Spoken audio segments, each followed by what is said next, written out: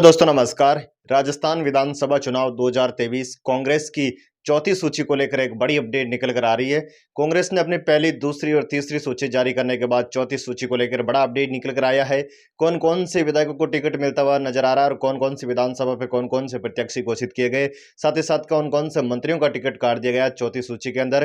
कांग्रेस की पूरी लिस्ट हम आपको इस वीडियो के माध्यम से बताने वाले हैं, तो आप इस वीडियो को शेयर जरूर करें और साथ ही साथ हमारे इस फेसबुक पेज और यूट्यूब चैनल पर पहली बार है तो इसको फॉलो और सब्सक्राइब करना बिल्कुल ना भूलें। दोस्तों, राजस्थान विधानसभा चुनाव 2023 को लेकर बड़ी अपडेट निकल कर आ रही है। कांग्रेस ने पहली और दूसरी और तीसरी जो 19 उम्मीदवारों की सूची जारी की थी, उसके बाद चौथी सूची को लेकर अटकलें तेज हो चुकी है।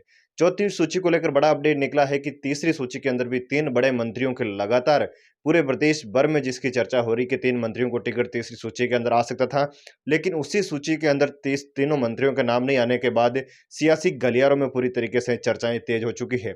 ऐसे कयास लगाए जा रहे हैं कि इन मंत्रियों के टिकट भी काटे जा सकते हैं, क्योंकि आलाकमान इनसे नाखुश है। इसी वजह से अभी तक 3 सूचियों के अंदर इन तीनों ही मंत्रियों के नाम नहीं आए और इसके साथ साथ कई ऐसी विधानसभा है जहां पर प्रत्याशी की घोषणा नहीं कर पा रही है। तो दोस्तों, सबकी एक-एक की बात करें तो सबसे पहले कोटा से बात करें तो महेश जोशी। कोटा विधानसभा से महेश जोशी का जो मंत्री थे, उनका नाम नहीं निकल कर आया है। लगातार 3 सूची आने के बाद भी प्रदेशवासियों को इस बात का इंतज़ार है कि महेश जोशी को टिकट मिलेगा या नहीं मिलेगा। क्योंकि महेश जोशी लगातार जो है इसे आलाकमान नाखुश होने की वजह से अशोक गहलोत के तो काफ़ी करीबी माने जाते हैं। लेकिन आलाकमान इनसे नाखुश होने के कारण चौथी और तीसरी जो सूची है, उनके नाम अंदर नहीं आता हुआ नज़र आ रहा है। वहीं बात करें शांति धारीवाल के, जो हवा महल से चुनाव लड़ने की तैयारियां कर रहे हैं, लेकिन वो भी अशोक गहलोत के काफ़ी करीबी माने जाते हैं। इन सब की जो अदावत हुई थी, वो आलाकमान से होने की वजह से ही इनके टिकट फाइनल नहीं हो पा रहे हैं।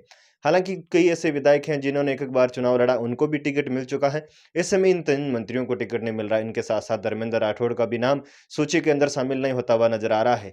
तो ऐसे में कहीं न कहीं सियासी गलियारों में चर्चाएँ तेज होने की प्रमुख वजह यही है कि तीनों मंत्री जो अशोक गहलोत के काफ़ी करीबी माने जाते थे, हालाँकि जो सचिन पायलट के समर्थक थे, उनको सभी को लगभग टिकट मिल चुका है और भी जो बाकी बचे हैं, उनको तीसरी और चौथी सूची के जो चौथी और पाँचवीं सूची आएगी, उसके अंदर उनका नाम देखने को मिल सकता है।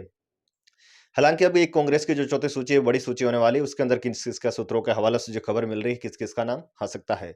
दोस्तों, सबसे पहले शिव विधानसभा क्षेत्र की बात करें तो शिव विधानसभा क्षेत्र में अभी तक बीजेपी और कांग्रेस अपने प्रत्याशी की घोषणा नहीं कर पाई है। हाल ही में शिव विधानसभा क्षेत्र से तैयारी करने वाले रविंद्र सिंह भाटी जो है बीजेपी ज्वाइन कर चुके हैं और उसके बाद सियासी अटकलें तेज हो चुकी है कि शिव विधानसभा क्षेत्र से बीजेपी से रविंद्र सिंह भाटी को टिकट मिल सकता है। हालाँकि इसमें अभी कयास लगाए जा रहे हैं कि रविंद्र सिंह भाटी को सरदारपुरा या शिव विधानसभा क्षेत्र, दोनों में से एक जगह से चुनाव लड़ाना जाना लगभग तय है। शिव विधानसभा क्षेत्र पर बात करें तो अमीन खान, फतेह खान, इन दोनों में से कांग्रेस किसी एक के ऊपर भरोसा जता सकती है। हालाँकि ज़्यादातर जो खबरें निकल कर आ रही थी कि अमीन खान को ही चुनाव लड़ा जाएगा। अमीन खान वहाँ से काफ़ी मजबूत प्रत्याशी भी है और कई बार वहाँ से चुनाव जीते हैं, तो कांग्रेस चाहती है कि उन्हीं को वापस मौका दिया जाए। लेकिन कई जगह ऐसी अटकलें चल रही कि युवा चेहरों को मौका दिया जाए, तो फतेह खान को भी चुनावी मैदान में उतारा जा सकता है, उनको भी टिकट दिया जा सकता है। उसके साथ-साथ लोहावट विधानसभा सीट पर भी कांग्रेस अपनी सूची जारी नहीं कर पा रही है। वहाँ पर भी प्रत्याशी को लेकर पेंच पूरी तरीके से फँसा हुआ है, क्योंकि कृष्णाराम बिश्नोई चाहते हैं कि उनको टिकट मिले, वहीं लोहावट से अभिषेक चौधरी भी टिकट की माँग कर रहे हैं। तो ऐसे में कहीं न कहीं उस सीट पर जो टिकट जारी नहीं करने की वजह ये है कि पेंच पूरी तरीके से फँस चुका है कि किसका नाम सामने लाया जाए। आप भी हमें कमेंट ज़रूर करें कि लोहावट से किसको टिकट दिया जाना चाहिए।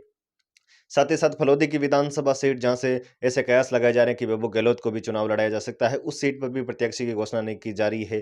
क्योंसर जो हॉट सीट मानी जाती है, कांग्रेस और बीजेपी अभी भी हनुमान बेनीवाल के सामने अपने प्रत्याशी की घोषणा नहीं कर पाई। ऐसे में बहुत ही कम समय चुनाव का बचा है अभी तक ख्यूंसर की विधानसभा सीट पर।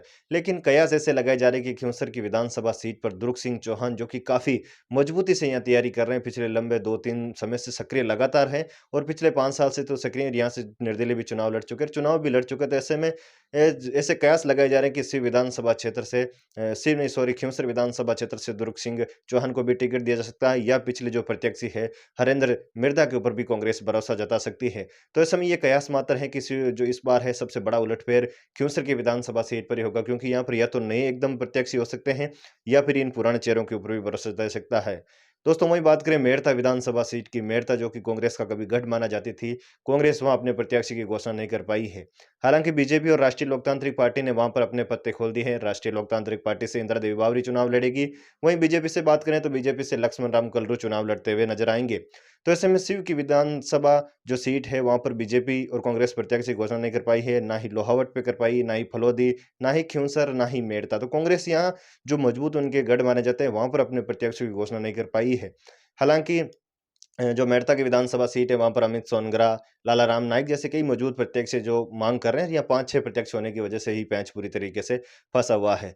वहीं साथ ही साथ अलग-अलग विधानसभा डेगाना, मकराना जहाँ पर है प्रत्याशियों की घोषणा कर जा चुकी है। परबतसर की बात करें तो परबतसर का जो चुनावी माहौल है इस बार सबसे रोचक रहने वाला है क्योंकि कांग्रेस से बागी होकर लाछाराम बराड़ा राष्ट्रीय लोकतांत्रिक पार्टी में पहुंचे और राष्ट्रीय लोकतांत्रिक पार्टी ने उनको टिकट दे दिया। और उसके बाद कहीं न कहीं मुश्किलें रामनिवास गवड़िया के लिए जो कि कांग्रेस के प्रत्याशी है उनके लिए बढ़ेगी।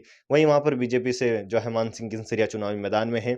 ऐसे में दोस्तों और भी ऐसी बिलाड़ा विधानसभा सीट जो है वहाँ पर भी पेंच फँसा हुआ है। तो ऐसे में कहीं न कहीं कांग्रेस की तीसरी चौथी सूची, बीजेपी की तीसरी सूची, राष्ट्रीय लोकतांत्रिक पार्टी की दूसरी सूची को लेकर अभी भी महामंथन किए जा रहे हैं। वहाँ पर प्रत्याशियों की घोषणा और टिकट की घोषणा करने में भी इतनी पार्टियों को मशक्कतें करनी पड़ रही है क्योंकि आला कमान जो सर्वे बताते हैं उसी के अनुसार रिपोर्ट दिया जाता है। जहाँ पर अशोक गहलोत और सचिन पायलट खुश होते हैं, वहाँ पर आला कमान खुश नहीं हो पाता, तो कहीं न कहीं टिकट को लेकर पेंच पूरी तरीके से फँस जाता है। वहीं जो 3 मंत्रियाँ हैं, उनको टिकट पेंच फँस चुका है। हालाँकि सचिन पायलट के जो समर्थक हैं, उनको काफ़ी को टिकट मिल चुका है, अशोक गहलोत के समर्थकों को टिकट मिल चुका है। कई ऐसी सीटें हैं जहाँ पर 19 प्रत्याशियों की कांग्रेस ने जो तीसरी सूची जारी की थी, उसके अंदर भी बड़े-बड़े दाँव खेल दिए थे और जो विधायक थे वर्तमान उनको ज़्यादातर टिकट दे दिया, जहाँ पर किसी भी प्रकार की कोई बगावत का उनको पता था कि यहाँ किसी बगावत होने वाली नहीं है। लेकिन कई ऐसी सीटें हैं जहाँ पर कांग्रेस को लगता है कि यहाँ बगावत हो सकती है। जैसे परबतसर की विधानसभा सीट लाछाराम बराड़ा को पता था कि रामनिवास गवड़िया का टिकट कट नहीं सकता और उनको अब पार्टी में विधायक जो है टिकट का मौका नहीं मिलता, तो उन्होंने बगावत कर दी और राष्ट्रीय लोकतांत्रिक पार्टी में शामिल हो गए और उसके बाद उनको टिकट भी मिल गया। अब उनका जो माहौल बता रहा है कि इस बार वहाँ पर कुछ उलट-फेर हो सकता है।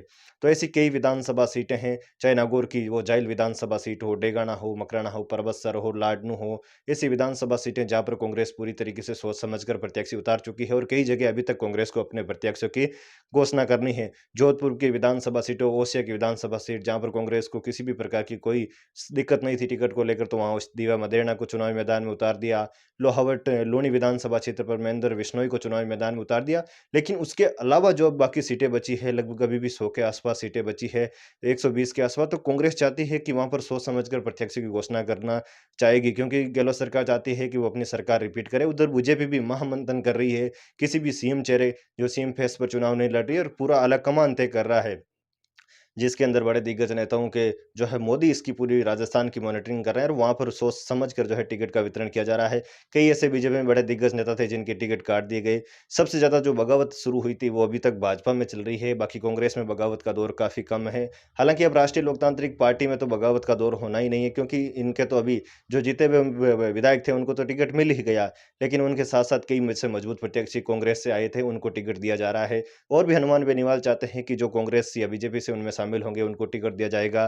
कांग्रेस के साथ चंद्रशेखर जो है हनुमान बेनीवाल के साथ चंद्रशेखर जो आज़ाद भी आ चुके हैं, तो ऐसे में कहीं न कहीं पार्टी और भी मजबूत हो सकती है। कांग्रेस और बीजेपी के लिए टिकटों को लेकर जो बाकी बची सीटें हैं, वहाँ पर भी और मंथन करने का और विचार करने का अब उनको समय देना पड़ेगा क्योंकि जैसे ही हनुमान बेनीवाल और चंद्रशेखर का गठबंधन हुआ, उसके बाद कई ऐसी सीटें जो रिज़र्व सीटें हैं, जहाँ पर राष्ट्रीय लोकतांत्रिक पार्टी और जो आज़ाद पार्टी है, वो मजबूती से चुनाव लड़ सकती है। तो कहीं न कहीं मुश्किलें अब कांग्रेस और बीजेपी के लिए आ सकती है। तो दोस्तों राजस्थान विधानसभा चुनाव से जुड़ी इसी प्रकार के अपडेट हम आपको देते रहेंगे, तो आप हमारे इस फेसबुक पेज और यूट्यूब चैनल से ज़रूर जुड़ें। जय हिंद।